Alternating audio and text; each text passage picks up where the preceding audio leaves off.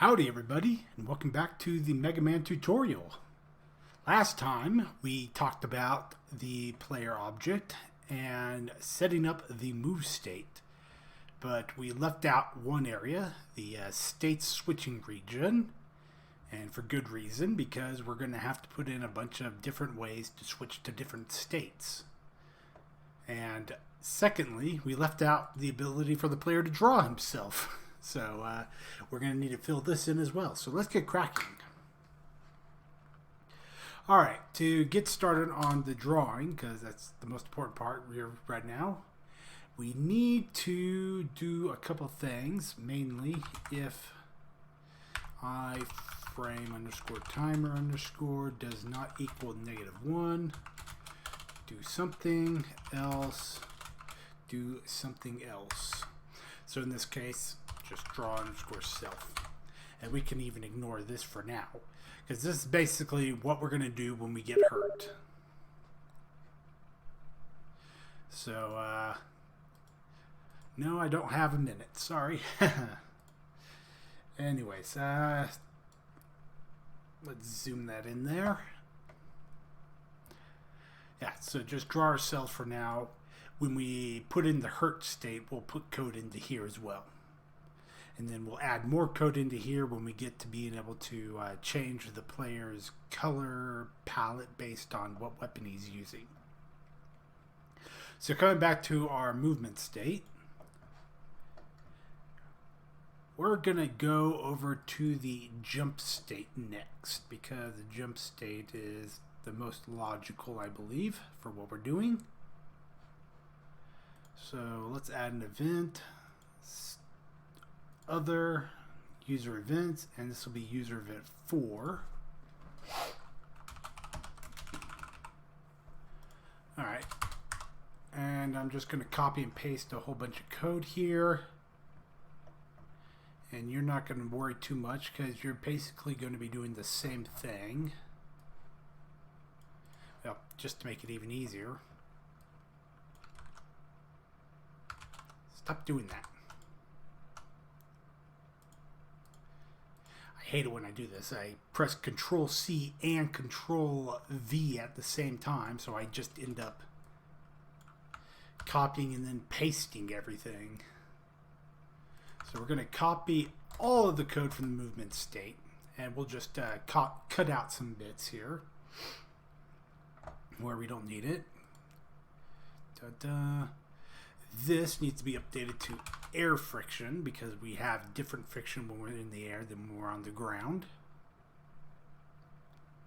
Y speed is equal to approach, Y speed to fall speed by gravity. And we're not going to have skidding over here in acceleration, but we will have variable jump. That's fairly easy. If our object if our input object A held is not being held, and our Y speed is less than or equal to -2, so we have to have a certain amount of speed otherwise, so that way we can't give ourselves extra cancels when we are at like speed 4 or something. When we're falling down, we can't increase our speed by pressing A and then releasing it again or something like that. So if we do that, we times our speed by 0.25. So our maximum fall speed is, our maximum jump speed, actually I should say, is 5.9. So if we go to my calculator, 5.9 times 0.25, that puts us below -2. So that way we can only do we can only variable jump once. All right, next up, speed fractions are all the same. Our collisions and movement, they are all the same, but we can cut out pretty much everything over here in animation. And there's just the image X scale changing animation. And image X scale, as long as you're if your character has a odd number of pixels in the collision mask, so you can put the origin into the center of the collision mask, then you can flip the image X scale all you want and it won't affect collisions. Just saying that in there. Alright, so that's everything we need to actually have a jump state work, right? So how do we get to the jump state? Well, we need to throw in some code over back here in the movement state to detect if we are jumping.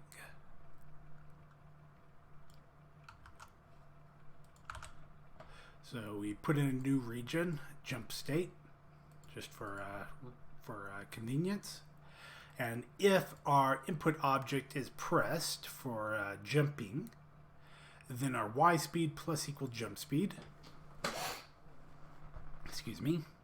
Our on ground is set to false. You need to remember to set that because our ground check is over here in the step event. So it wouldn't recognize that we are no longer on the ground until the next frame if we didn't set on ground to false at this point. State equals player states.jump, and this is kind of important actually at this point here, because remember how I was talking about how we over in the collisions movement that the way I have it set up, it's not the best way quite yet, because the player can still in some ways well, at least at the very beginning of the game, they can end up getting stuck inside of something because of the way the because of the animation, because of the if they were given the wrong sprite hitbox for their character. It'd be easier if I just pull out a picture to show. So we have that right there, but if they were to go into if they were to somehow, without changing state, go into a image, if I were to do like a manual sprite change that gave them a hitbox like this, then it would be possible for them to have some sort of collision hitbox problem. But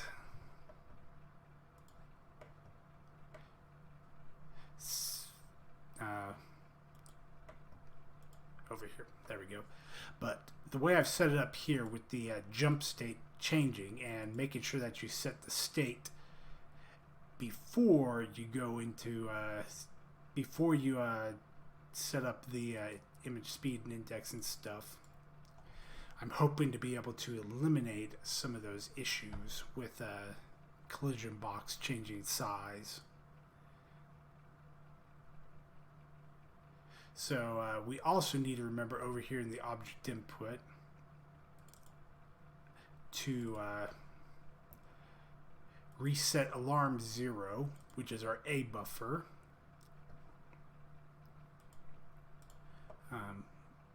Come over to our standard input. Remember, we have our input buffers here. These are for convenience sake, so that when you press A slightly above the ground, the player will still get a jump when they actually reach the ground. So we need to remember to reset the input buffer. That way we don't end up accidentally double triggering it for something that might be happening in the next state. Set our image speed equal to 0 and image index back to 0.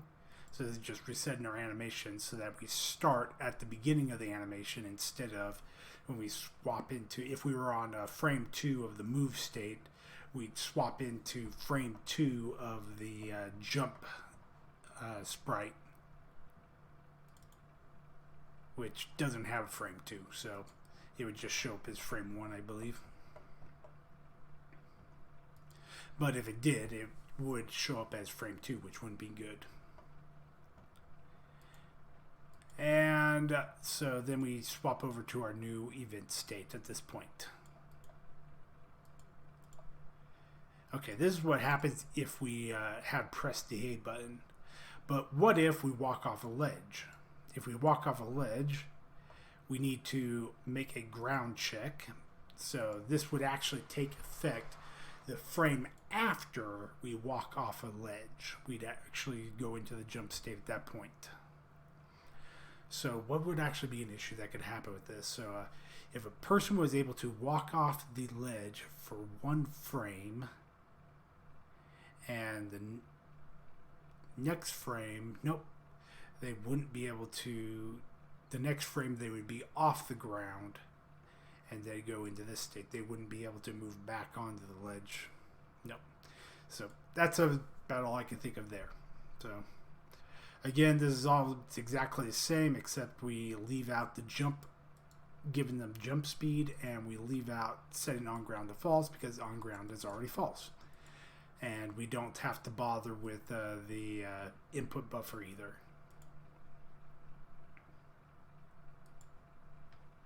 All right.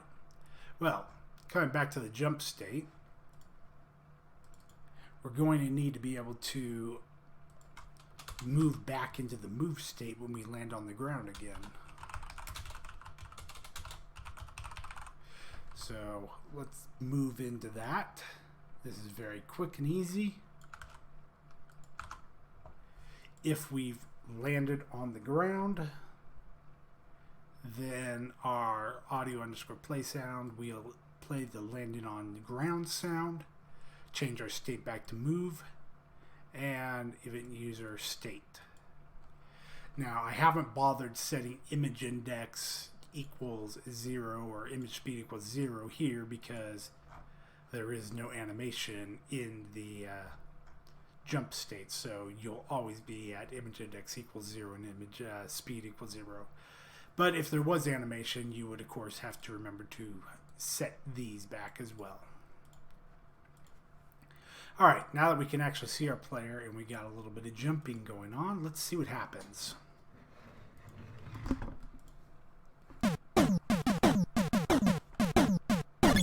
Hey, we can see it. Let's press A. Great, perfect. You'll note that Mega Man's leg goes into the ground very slightly when he does a jump, and that is normal as per the game, because his actual hitbox for the jump sprite is, oh, there it is, right there. So his leg goes into the ground before he detects that he's on ground.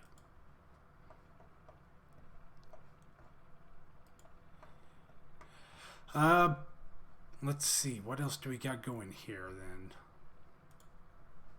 So we got all that. We are at 13 minutes. We have plenty of time to do some other stuff. So we might want to actually put in the climb state as well. So let's go move on to that. Climb state is user event 2. Oh, and real quick, come over to our sounds, not our sounds, our scripts, macros. And you probably want to turn off the sound or turn it very low. I'll turn it off for this. Well, no, I'll just turn it very low. That way you can hear when we add in sound effects and stuff. Because we want to be able to hear what we're doing. But you might want to turn it off. It gets very annoying hearing the same sounds over and over again when you're deving these things. Climb state, again, just copy and paste all of the code from one of your other states. In the acceleration, we have no left or right while on the ladder, so no need for X speed input. We have no gravity either, but we do climb up and down. So we just set y speed equal to 0 at the start of the frame, and then we check to see if up is held or down is held, and if our up is held, give us negative climb speed, and if our y is held, give us climb speed. Climb speed is 1.0.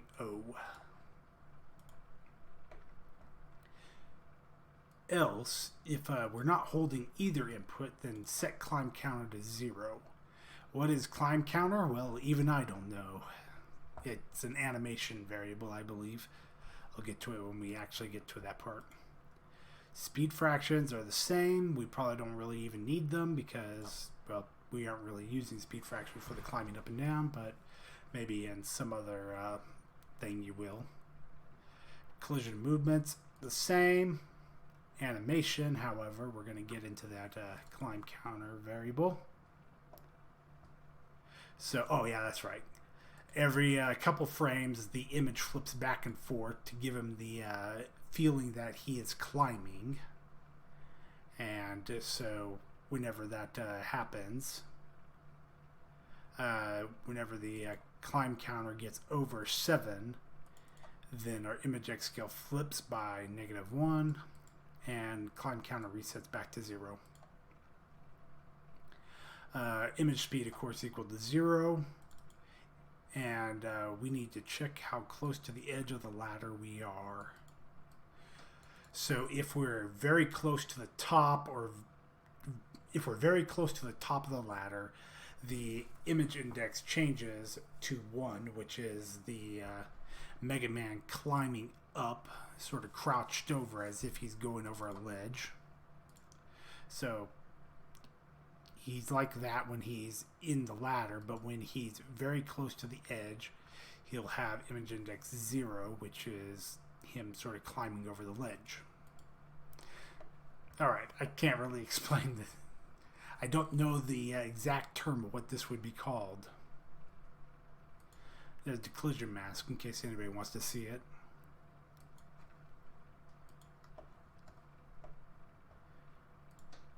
So image speed is equal to 0. We set the image index equal to 1, so he's always climbing up. But if we're close to the top of the ladder, then set the image index to 0. And one of these inputs has to be held for that to happen as well. And this is just to check if there is no more ladder 4 pixels above Mega Man's B-box top. And of course, change my facing side if X input does not equal 0. Image in X scale is equal to X input. Since X input will always be equal to 1 or -1, you can do that. And climb counter ++. Alright, that's all the animation stuff. Our acceleration, it's all good, right? So, last but not least, we are going to want to be able to move back into the move state.